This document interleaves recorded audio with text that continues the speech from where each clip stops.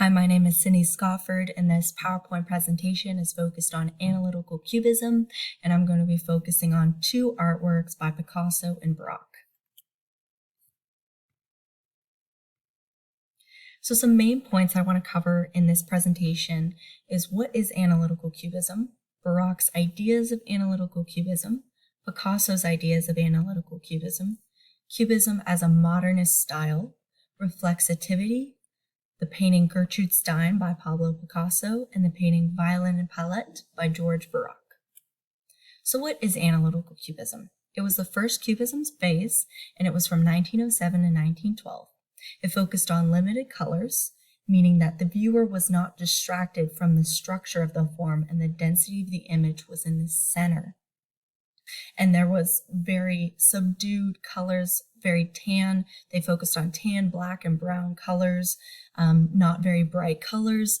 There was multiple views of an object so that, it was depicted in separate forms of the subject in the painting, very 3D and lifelike. And within this PowerPoint, I'm also going to describe more concepts of analytical cubism and more elements. So Braque's concepts of cubism were different from Picasso's, so I decided to break them into two parts. So Braque focused on little cubes, so lots of shapes, triangles, rectangles, cubes, lots of little shapes that bring together an image. So he decided to put lots of different shapes and put them together to form an image.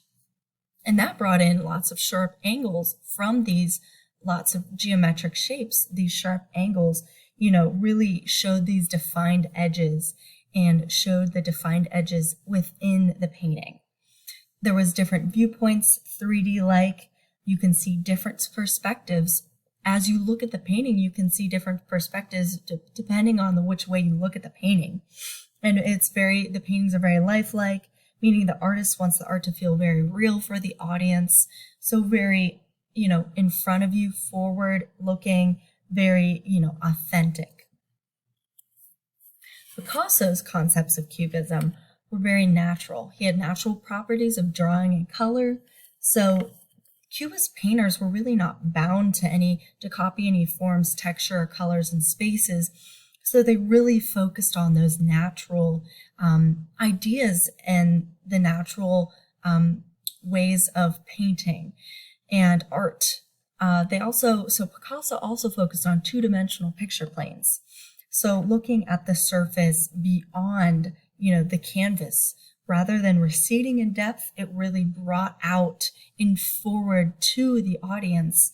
It really brought the surface forward. Really focusing on pure abstract art, very imaginative, very exaggerated art. It did not seek to, define any identifiable things. It was very exaggerated in a form and in style. Pablo Picasso and George Braque also brought in this definition and this idea of reflexivity. So looking at a painting and perceiving it in a different way. So this idea of reflexivity is how the artist perceived and selected elements from this subject, fusing both their observations and memories into one concentrated image. Because the image can be viewed in different angles, the painting can be interchanged, and the ideas of what the painting might mean can be very interchanged and very decided and very, very focused. And, the idea of reflexivity was introduced because of analytical cubism.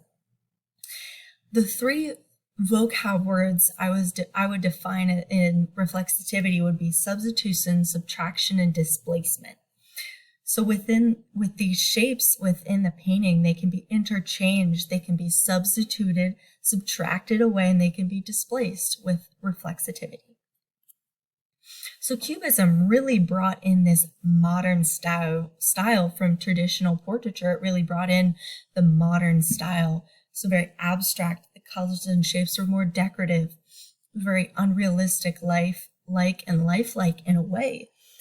it really broke the traditional definition of portraiture and really brought in a new established modernist flatness, opticality, and involvement within this medium of art, and really brought in new principles and practices. It really brought in abstract colors and shapes.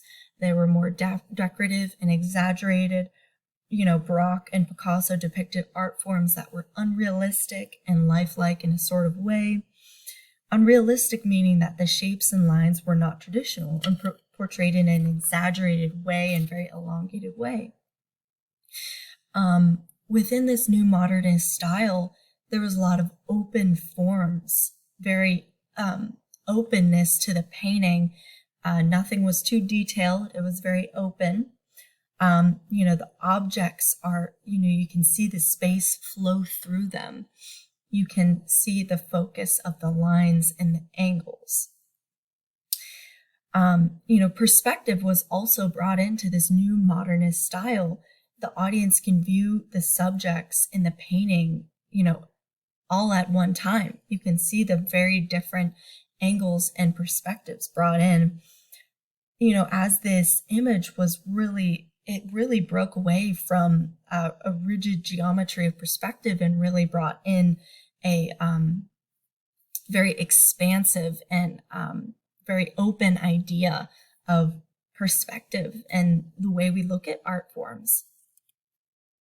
So this painting by Pablo Picasso, this is a portrait of Gertrude Stein, and I just kind of want to describe some of the focuses of analytical cubism within this painting. So we can see, first of all, with the color, very dull, subdued tans, blacks, browns, colors, nothing too bright, nothing too, overwhelming for the audience to look at. Also with the defined shapes, we see triangles within the face. We see the nose is very sharp, angular. We see the mouth is straight. The eyes are very circular. Everything is seen in a very geometric style. Even with like the head and the ears too, they're very equilateral and very seen as a geometric style and a focus. The mood within the painting we would define as very focused and serious. Her eyes in the painting are very focused on something in front of her, and her forehead has lines on it, and she's thinking about something. So we can see, the angular contours from her head and her body kind of go well. They are very equal and singular together. This is also an oil on the canvas painting. It was from 1905 to 06, and this image was from smarthistory.org. So looking at this other painting by George Baroque, it's called Violin and Palette. I also want to describe some more cubist elements within this painting. With the color, we can see browns, we can see whites, we can see greens, so nothing, again, too very colorful. We also bring in this, two-dimensional surface within this painting. We can see that the sheet music dissolves in the background. We can see the little little notes in the background, and then we see the forefront, which is the violin, and then we see these other shapes brought into the painting as well. We see lots of shadows within the painting also. This detail of the shadows really represents a sense of perspective and highlights the break in the pieces into geometrical forms in an almost monochrome scene. In this canvas, everything is very fractured and broken up. And by breaking these objects, Baroque was able to overcome the unified singularity of an object and instead transform it into a different vision. And within this, new vision, an audience can see it in a different experience, in a different style. He really wanted his paintings to show to his audience a different style.